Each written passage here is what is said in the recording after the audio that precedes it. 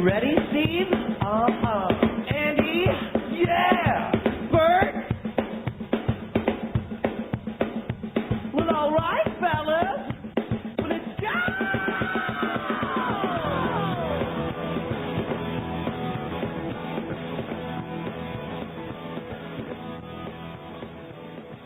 You're listening to CFRN, the Christian Financial Radio Network. Good afternoon, traders, and welcome back to the CFRN E-Mini Futures Cast. This is the daily broadcast of Indeterminate Length, where we discuss all things E-Mini, along with some really big ideas on the finer points of trading gold, bonds, crude, sugar, the euro. Joining us today, Mr. Michael Borg. From our trading desk in Chicago, Mr. Burton Schlichter. Now, to get things started, let's go to our host and founder in Studio A, overlooking South Mountain, America's largest city park. Here's Dwayne.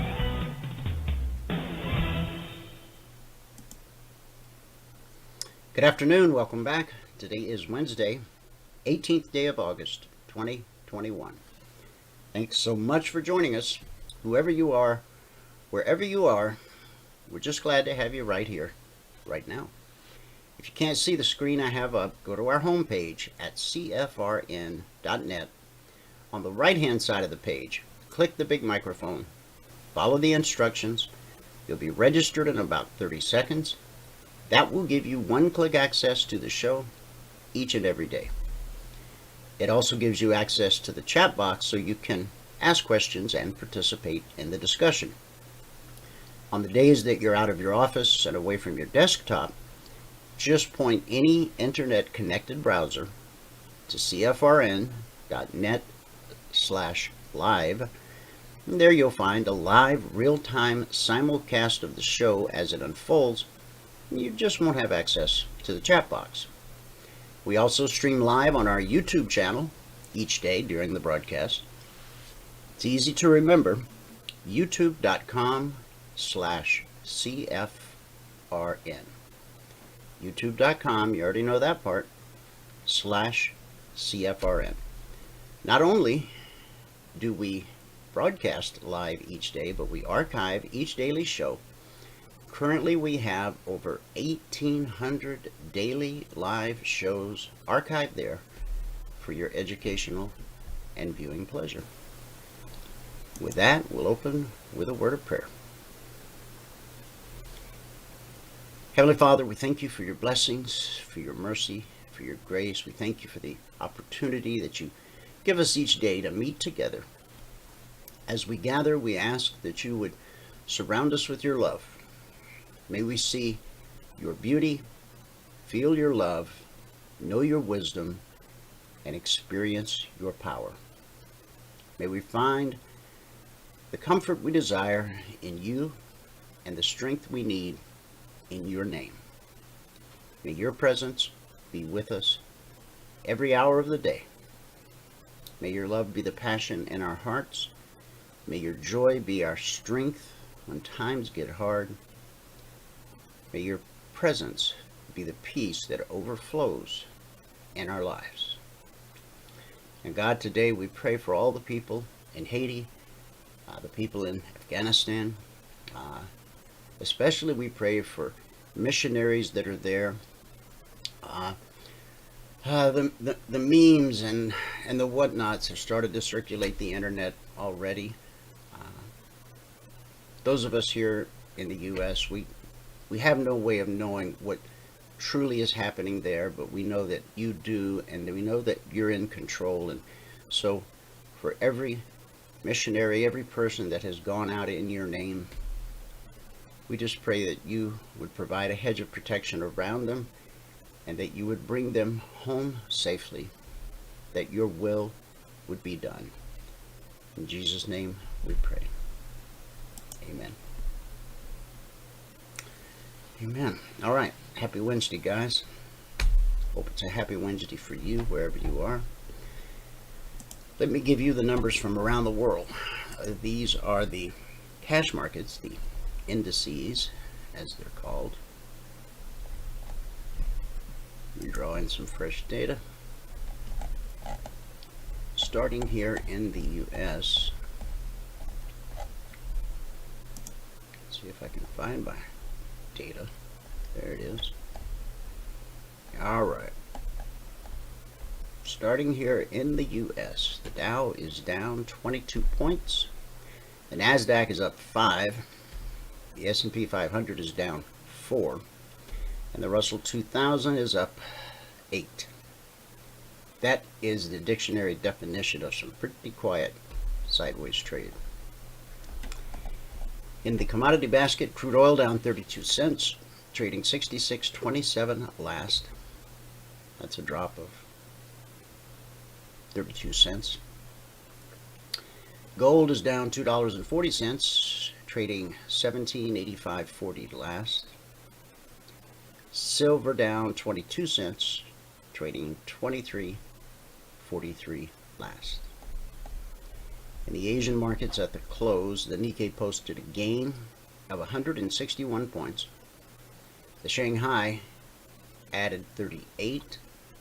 The Hang Seng gained 121. And in the European markets at the close, FTSE down 11, DAX up 44, CAC down 49. That gives us a green day in Asia, a mixed day in the UK, and it is a mixed Radio Wednesday here in the US of A, with the 4 major indices split down the middle once again, and we know that doesn't provide the best of trading opportunities. Also, the numbers are very small. Again, the Dow and the S&P are both in the red. The Dow down 22, S&P down 4. The NASDAQ and the Russell, on the other hand, are in the green, but not by much. NASDAQ is up 5. The Russell 2000 is up 8. So with that, we'll go on to Michael, get a recap of what happened this morning in the live training room. After that, I'll be back. We'll go over the logic alerts, the concierge trade alerts. Garrett may be joining us a little later in the show today. And of course, at any point during the broadcast, if you have questions, just type them into the chat box or the question box, whatever it looks like on your end. Nobody sees what you type but myself, Michael, Valerie. So don't be shy. If you got a question, type it in. We'll give you an answer. Michael, I can see your charts, so I guess it's all yours. All right, here we go then. Good afternoon, everyone. Today is Wednesday. Let me just make sure. It's Wednesday, the 18th day of August, 2021.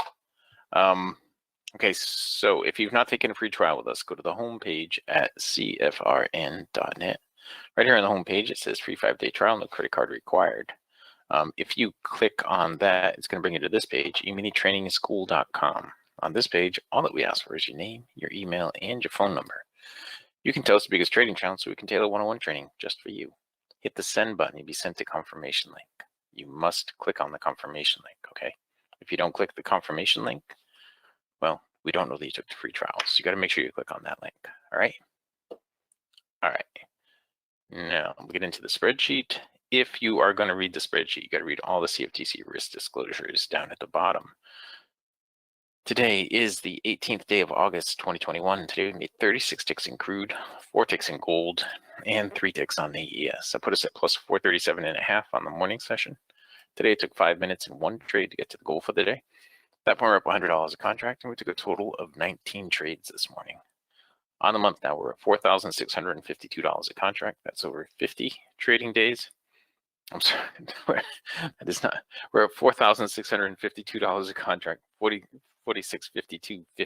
I'm sorry, that's where I got the 50 number. I was looking at something else. That's over 13 trading days, and we're averaging $357 per contract per 2-hour trading day. On the year now, we've gotten our goal for the day on 157 out of 159 days, and that brings us to $96,845 a contract.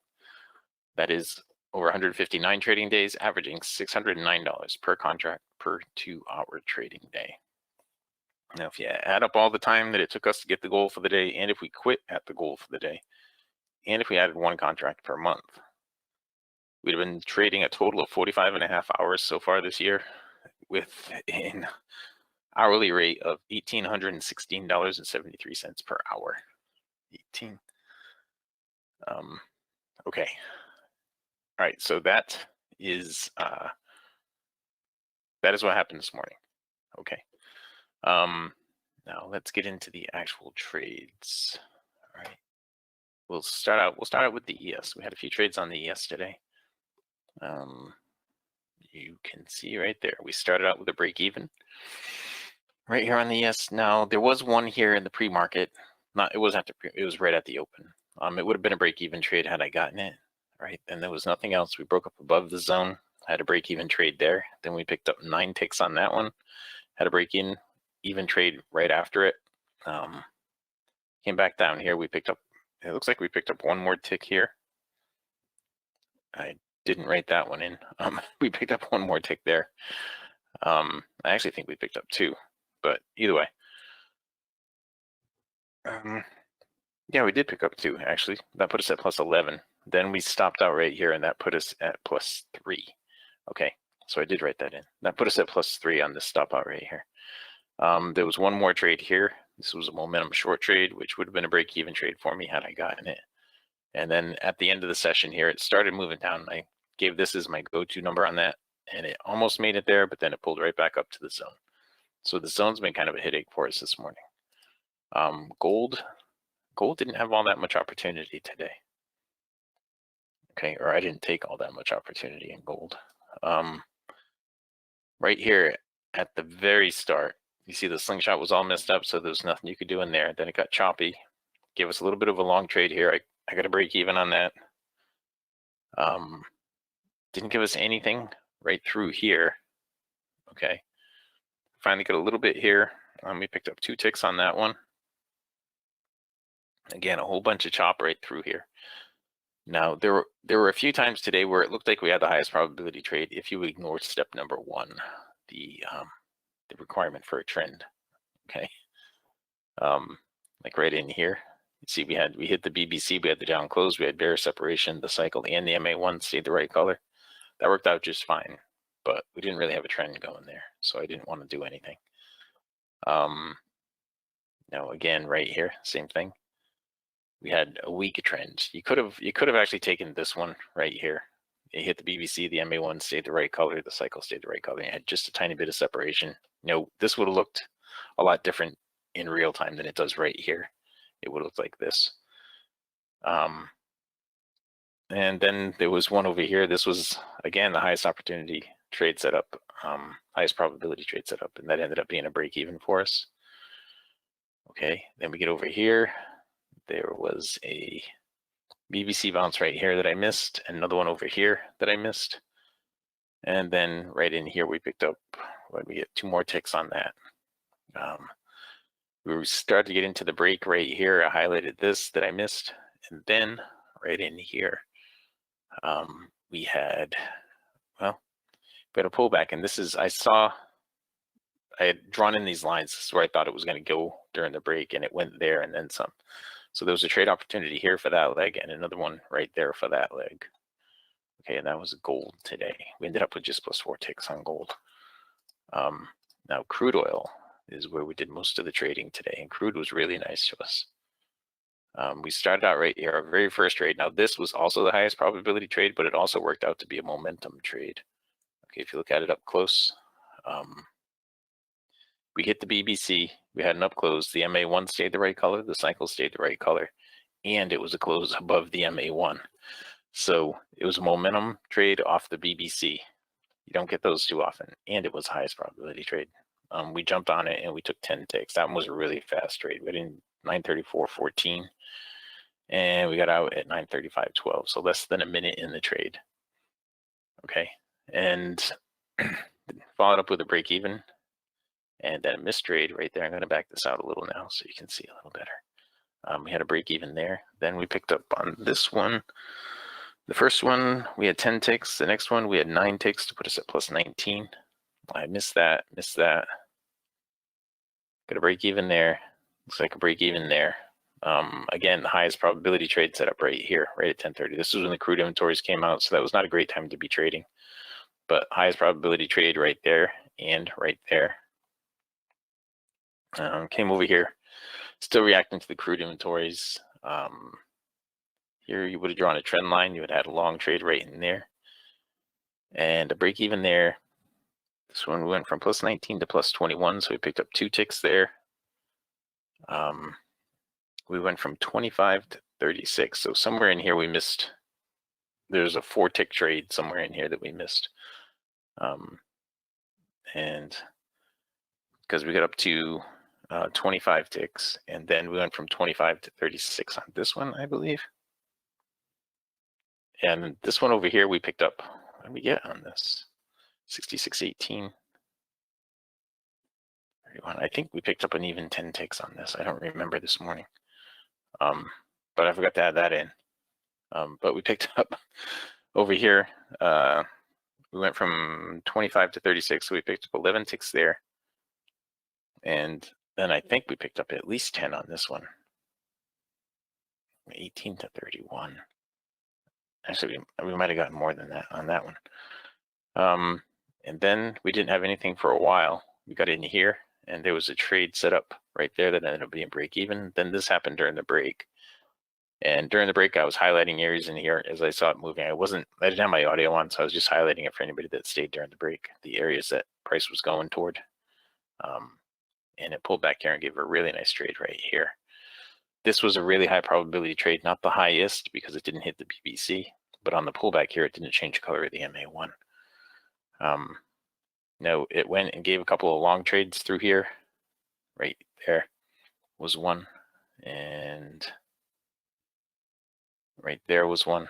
And then it turned around and just started shorting again there and there and there. And so crude was really good and really active today. We were actually plus about 46 on crude, but I didn't write it all down. I got distracted toward the end of the session this morning. But anyway, here we go. In the spreadsheet. Today we made today's the 18th day of August 2021. Happy birthday, Al. It's my sister's birthday. I made 36 ticks in crude, 4 ticks in gold, and 3 ticks on the ES. Put us at plus 437.5 on the morning session. Today it took 5 minutes and 1 trade to get to the goal for the day. At that point, we're up $100 a contract, and we took a total of 19 trades this morning. So on the month now, we're at $4,652. That's over 13 trading days, averaging $357 per contract per 2-hour trading day. We've now gone 157 out of 159 days so far this year, getting the goal. That puts us at $96,845 a contract. That's over 159 trading days, averaging $609 per contract per 2-hour trading day. Now, if you go through all the trades that we took just getting the goal and stopping when we got the goal, we've taken now a total of 509 trades, and just make sure that number is right. Yeah, those numbers are all right. So, yeah. Okay. 509 trades, and we were actually in the market for 45.5 hours so far this year, getting the goal. And so that puts us at an hourly rate of $1,816 a contract. Okay. All right. Now, again, if you've not taken the free trial and you want to, you can go here to the homepage. You can go to the homepage at cfrn.net, click on free 5-day trial, and it's going to bring you to this page, eminitrainingschool.com. Here, all we ask for is your first name, your email, and your phone number. You can tell us your biggest trading challenge so we can tailor one-on-one training just for you. Hit that send button, you'll be sent to confirmation link. You must click on that confirmation link, okay? If you don't click that link, we don't know that you took the free trial, so you got to click on that link, all right? All right, that's it, guys. With that, we can pass it back out to Studio A in fabulous Phoenix, Arizona, overlooking South Mountain, America's largest city park. Dwayne, if you are ready. Yes, sir. Ready. Recap of the recap. Today it took 5 minutes and 1 trade to get to $100 a contract. Good job. Thank you. Logic 247, guys. We'll get into the charts here in a bit. Got some headlines for you first. But a quick recap of Logic 247 so far this week. These alerts, this is where you get to actually practice everything you learn in the live training room. The alerts are designed to show you these windows of opportunity so that over time you learn to spot them yourself But as you go and study your chart and study the alert, as the alert triggers, this is where you get to use everything that Michael and Valerie teach you every single day in the live training room. Since the market opened Sunday night at 6 p.m. Eastern, we've issued 41 alerts, 9 never triggered. Still waiting on the outcome of 8. We've had 24 actionable alerts, of which 5 or 21% would have been stopped out based on not risking more than $300 per contract per trade, less when possible, based on market structure, and a very simple 3-step process that we teach all of our traders. The Taliban is banned on Facebook, and we'll get more into more detail on the alerts, and we'll go through charts and all of that here in just a minute. Just a few headlines you may find of interest. The Taliban is banned on, or Taliban, I think is how Joe says it. The Taliban, or Taliban, is banned on Facebook and YouTube, but not on Twitter. Facebook told us it has a team dedicated to removing content supporting or praising the Taliban, while other platforms have taken a less hardline approach. So YouTube will take it down if it's pro-Taliban, and Facebook, but not Twitter, at least not yet. And I found this very interesting. Some white-collar workers are secretly balancing 2 full-time jobs and earning up to $600,000 a year.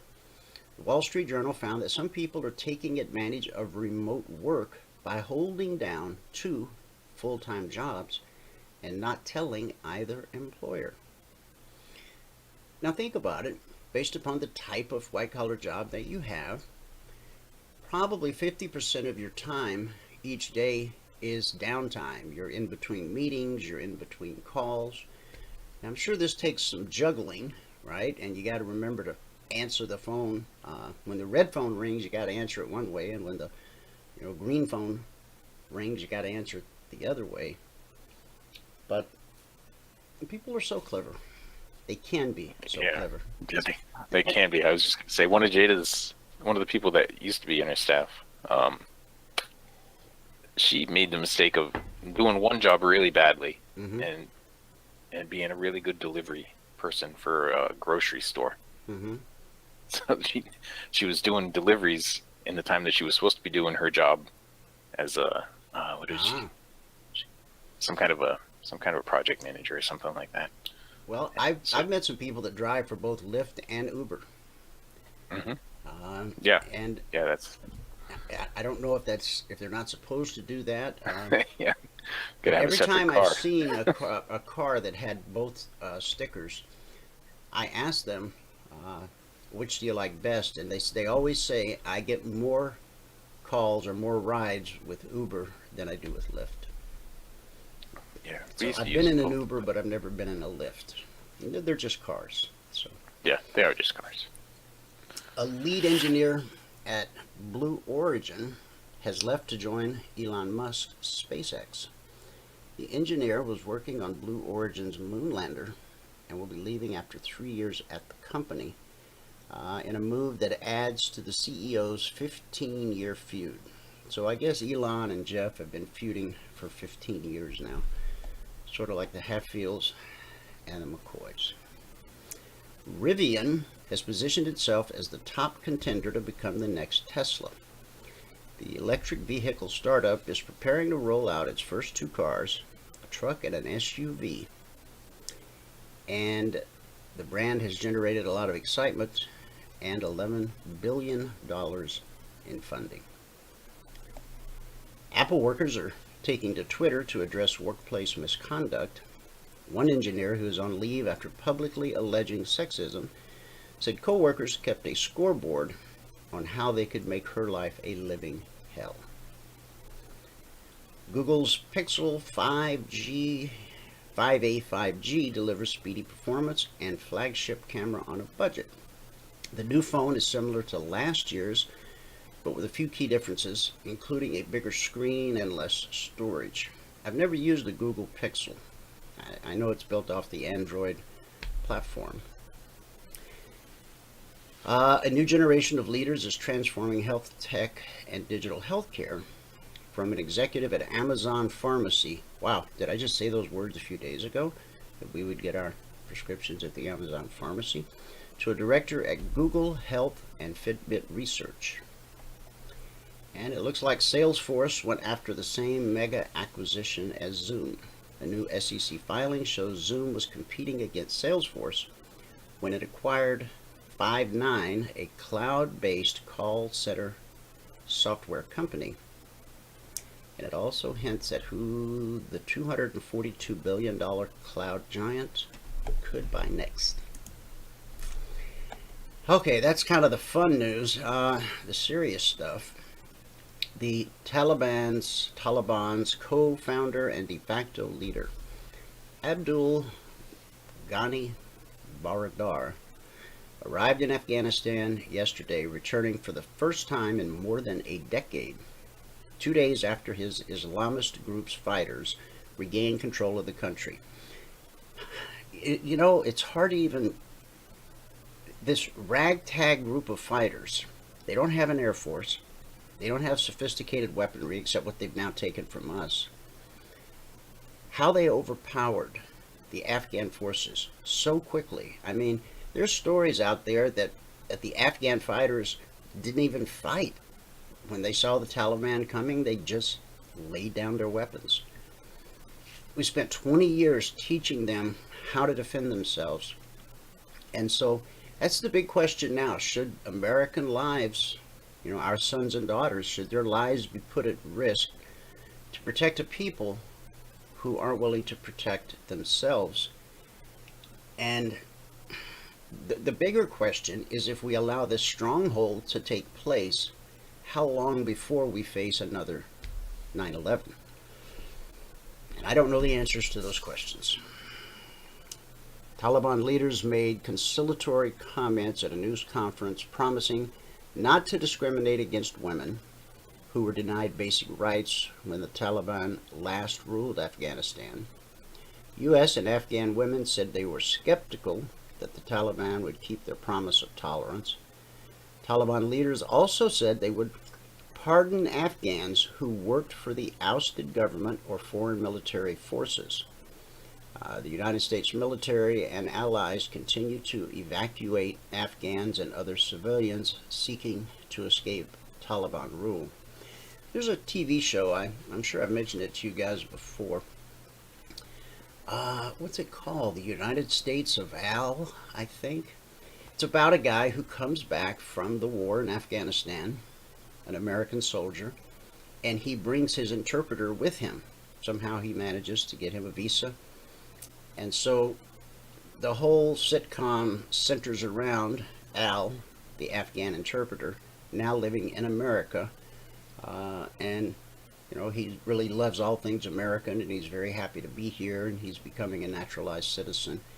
It's a comedy, but we might all do well to watch it as we learn more about this situation, because there's a lot of people over there that gave their life to help us in our fight to help them. So they didn't all lay down their weapons and run. Some stood up against a lot of pressure and helped our American men and women who were there fighting. Tropical Storm Grace on Tuesday forced a temporary halt to rescue efforts in Haiti, where the death toll from Saturday's 7.2 magnitude earthquake rose to over 1,900. So, Michael, did I see in the telegram that you got your electricity knocked out by a storm? Is that this storm? He must be on the phone. The delayed aid efforts caused by the storm fueled growing frustration for thousands left homeless by the tremor, which destroyed thousands of buildings in the cities of Les Cayes and Jeremy, and in numerous small towns. Grace drenched some parts of the region with up to 15 inches of rain.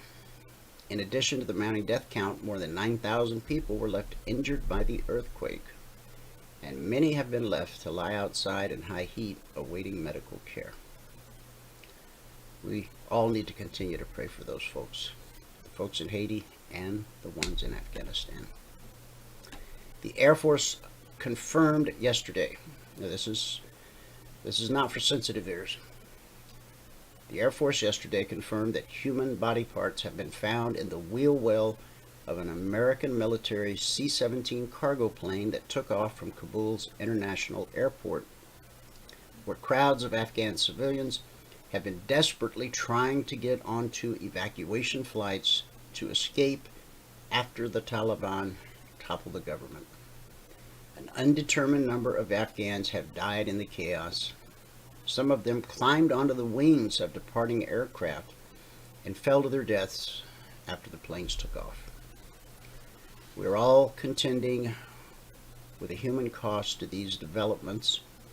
According to Jake Sullivan, the National Security Advisor, the images from the past couple of days at the airport have been heartbreaking. The military allowed commercial flights to resume Tuesday after pausing them while troops secured the airfield. Texas Governor Greg Abbott has tested positive for COVID-19. He is fully vaccinated and gets tested daily. And this is the first time one of his tests came back positive. Hopefully it was a false positive. Hopefully he'll get tested again and be just fine. If not, then, why are we even being forced to take this vaccine? If it doesn't work, it doesn't work. New Zealand has imposed a nationwide lockdown over the first COVID case since February. A national lockdown because they've had one COVID-19 case since February. The patient, an unvaccinated man, tested positive in Auckland, but had traveled elsewhere in the country. Under the lockdown, people must stay home for 3 days. All businesses except those deemed essential, such as supermarkets and pharmacies, must remain closed. The last time the country was under a level 4 lockdown was a year ago.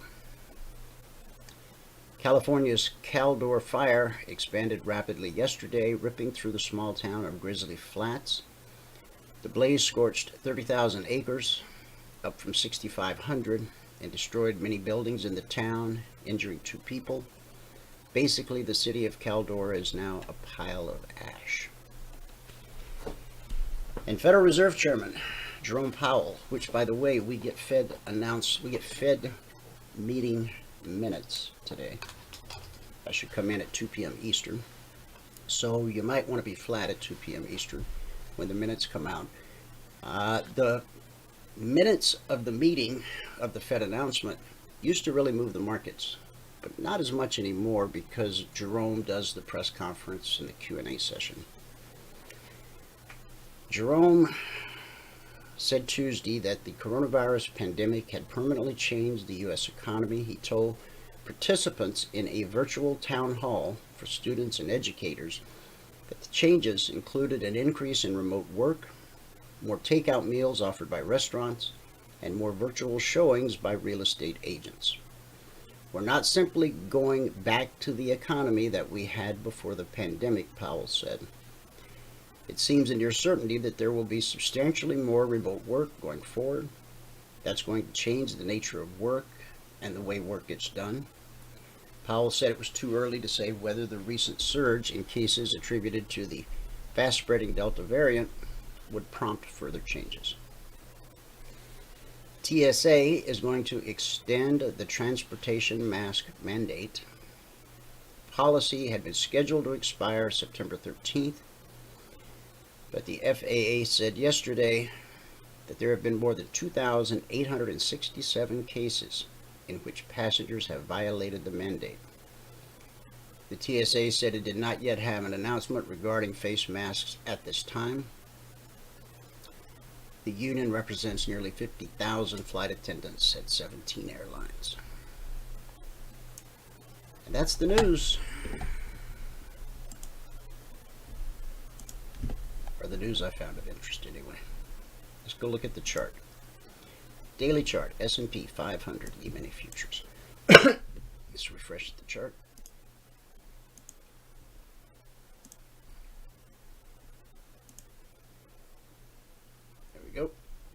So we came down yesterday, we hit the BBC and the 24% Fibonacci price extension right here. Now the 24% fib retracement of the last leg up is still down here. But here's the daily BBC. It stands for bull, bear, cross. Bullish above it, bearish below it. Came down and touched it. And then we bounced from roughly 44.11. Well, the bounce actually continued when we opened last night. So it's about a 40-point bounce. However, we're printing a red candle today. We opened last night and we were green. But as you can see, we've got a low on the session of 44.30 and a quarter. So resistance from a daily perspective is the high of today, 44.49.75. Right above us is the step line and blue and climbing. Now, when those are positioned to the left,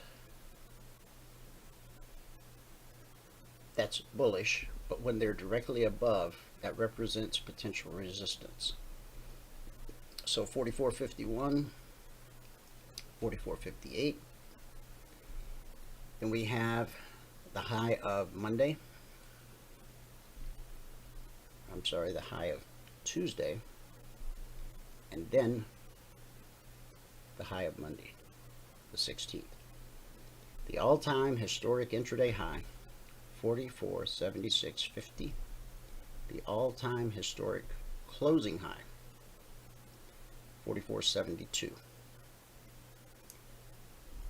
We pushed through the 50% Fibonacci price extension. We did not make it to the 62. We got about halfway. Came down. Now whenever price hits the BBC on the daily chart, we expect a nice bounce. We got the bounce. It looks as though the market wants to come back down and test that area again, around 44.10, 44.11. Our lowest weekly zone is at 44.02/03. So we have a very nice window of opportunity right here on the short side. 44.26 down to 44, call it 44.16, 26 to 16. That's a 10-point window of opportunity. At $50 a point, it's $500 per contract traded. Now, if we come back down again, and this time, instead of the bounce, which we anticipate, if we trade through the BBC, then the next area for support would be the 24% fib retracement right here, 43.91. Below that would be the 38% fib retracement and the low of August 3rd. I recommend always looking at your daily chart before you start a trading session so that you can do what I just did, identify major areas of support and resistance, because the larger the time frame, the more important the information it conveys.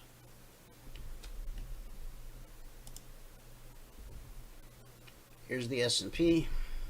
Here's the open last night. The vertical line separates Tuesday from Wednesday. And this sideways crawl, that's our entire session.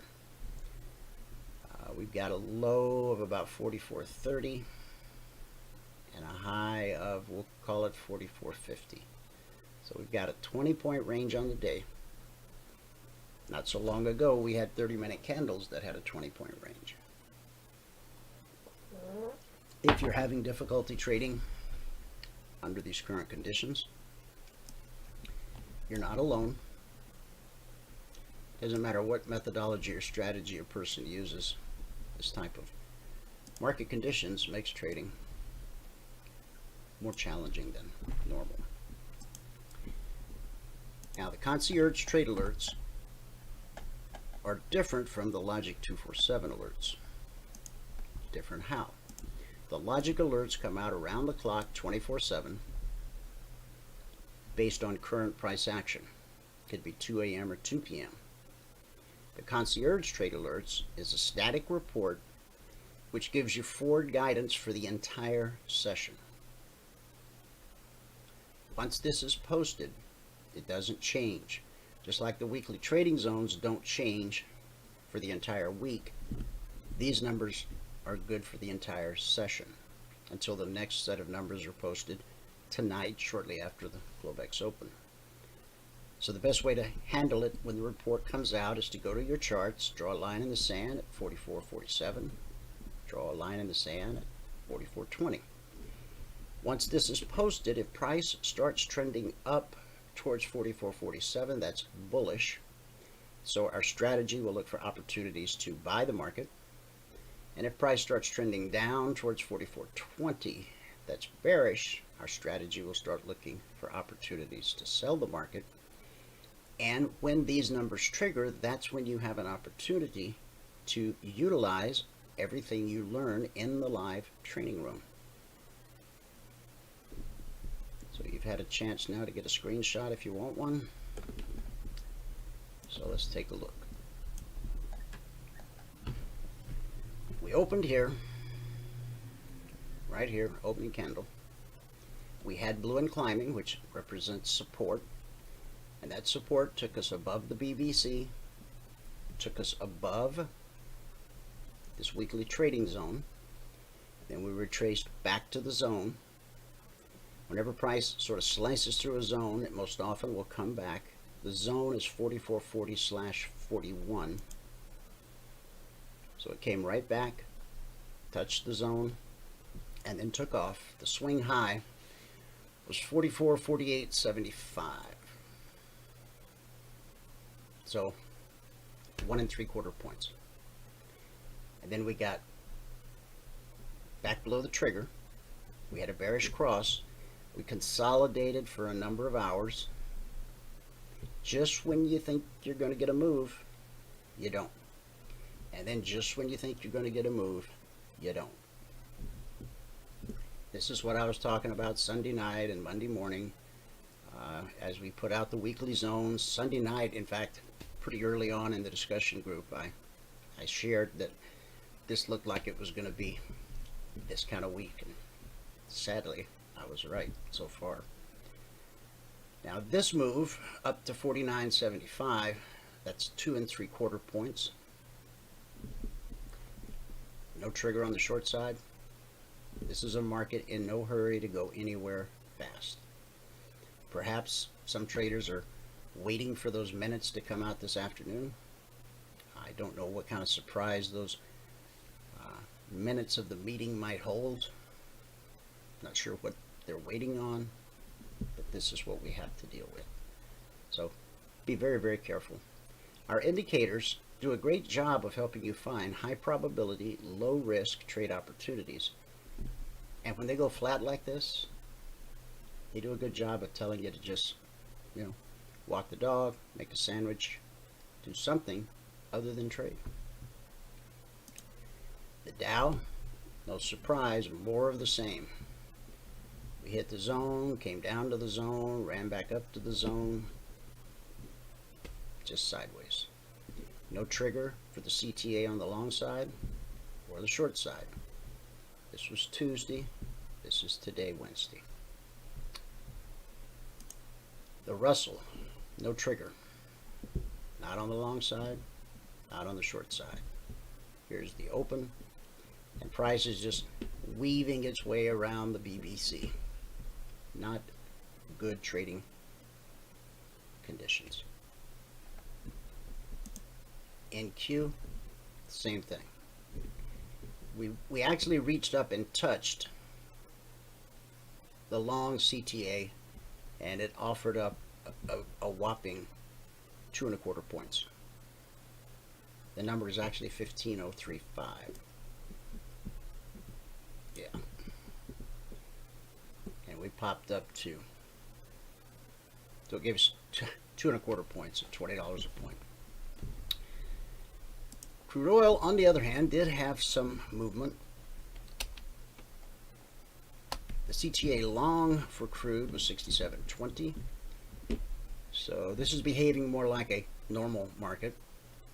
We triggered 67.20, took us up $150 per contract traded, and then we pulled back to the weekly zone below the trigger, off again. Now the zone overhead is the trade to target. So from 67.20, so that's a 200 and, well, from 67.20 to 67.50, it's 30 points. So this is a $280 per contract move. Then price gets back below the trigger, triggers one more time, takes us up $160 per contract traded. Then we get below the zone, we trigger on the short side,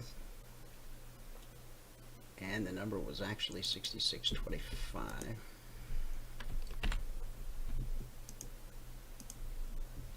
And the swing low here was 13, so $120 per contract traded.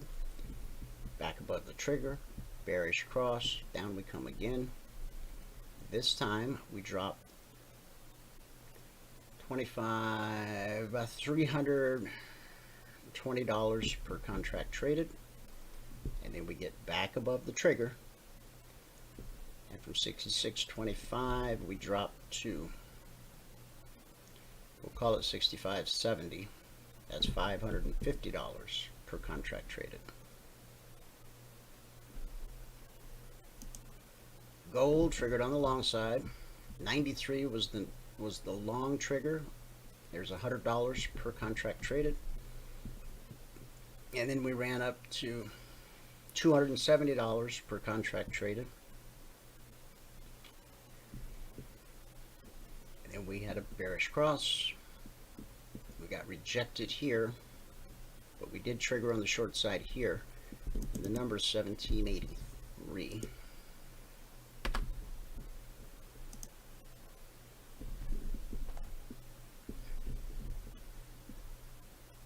And so on the first, we dropped $90 per contract, got back above the trigger, dropped again. $200 per contract traded, back above the trigger, dropped again, this time to, we'll call that 79, $400 per contract traded.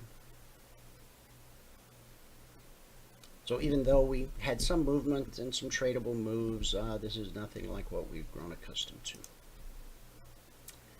Silver, 23.77, made it up to 81. It's 4 pennies. 2 pennies, $100. Here we made it up 6 pennies. And then we triggered on the short side, and we dropped to 26. So that's about 20 pennies.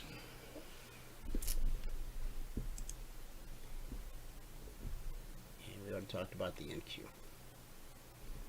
And that's it. I wish there was more.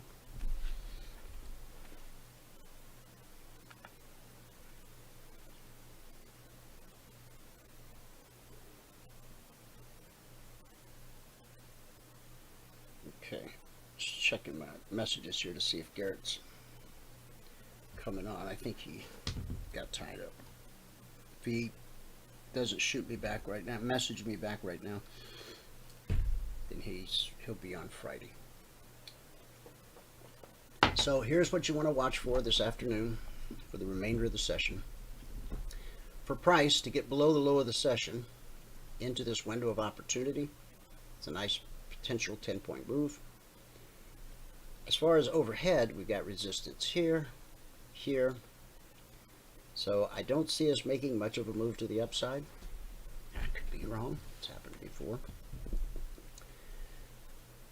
That's it. Let's go to our good word for the day.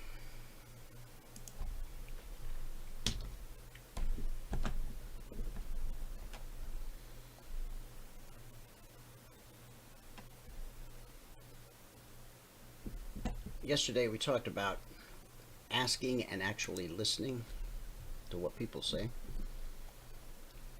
Today we'll talk about being a nurturer.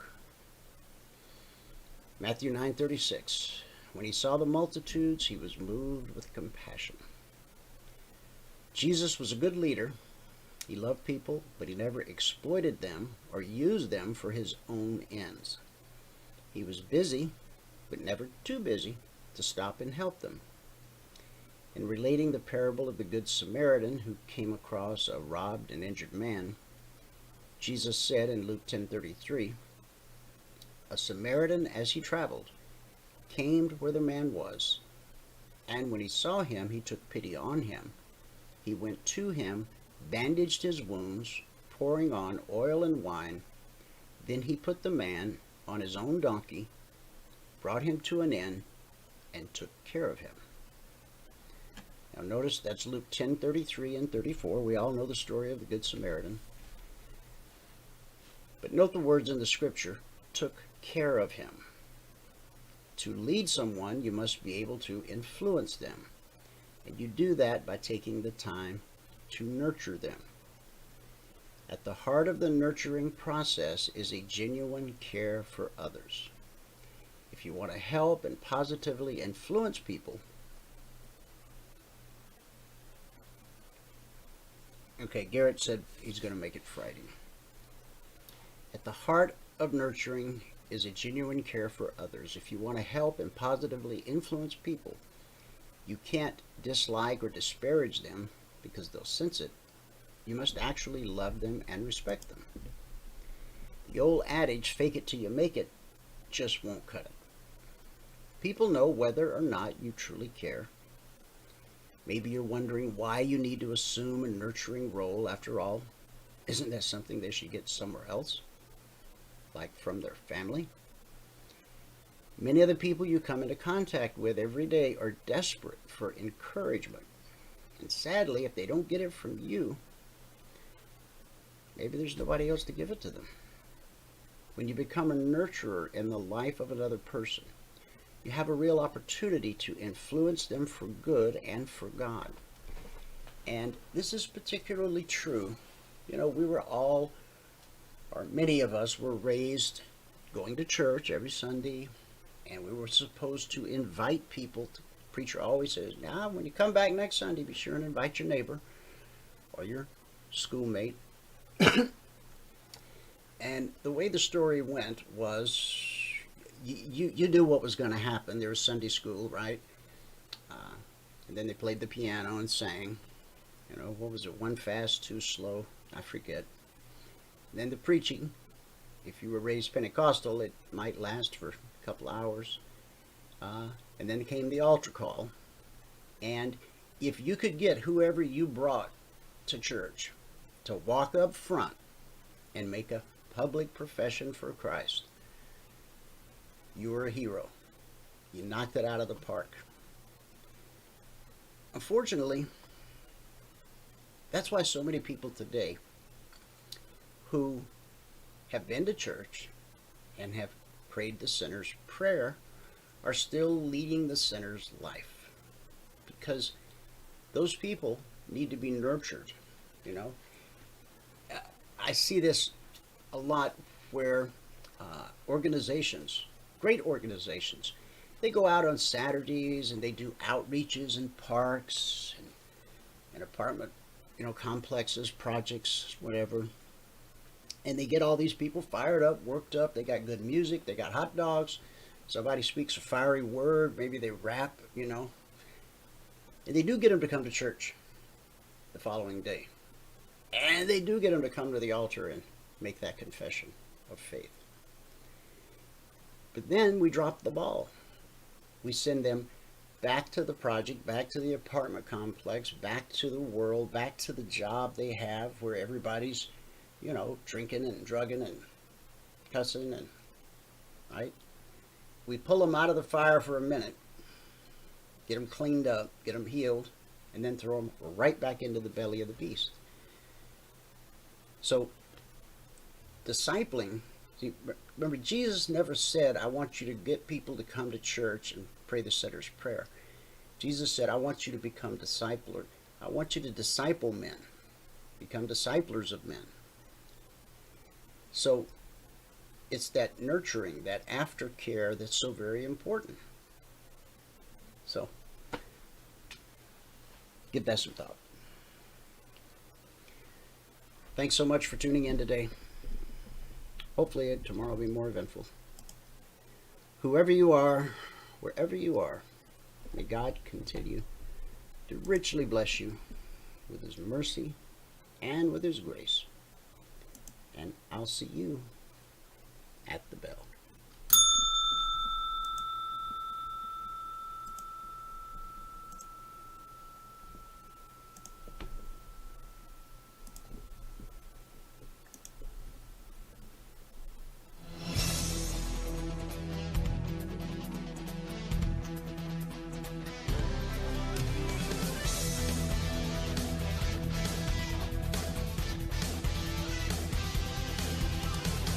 Remember this, there is no greater return on investment than to see a human life changed and given hope. As always, pray hard and trade safe. Any financial information discussed on this show is simply the opinion of our host, Dwayne Reeves, his co-hosts, and guests. To learn more about trading E-mini futures or to take a 1-week free trial in our live trading room, call 1-866-928-3310. 866-928-3310. Information discussed on this radio program should not be construed as a recommendation to buy or sell any security. Always do your own due diligence and consult with a licensed securities broker or financial planner before making any investment decision.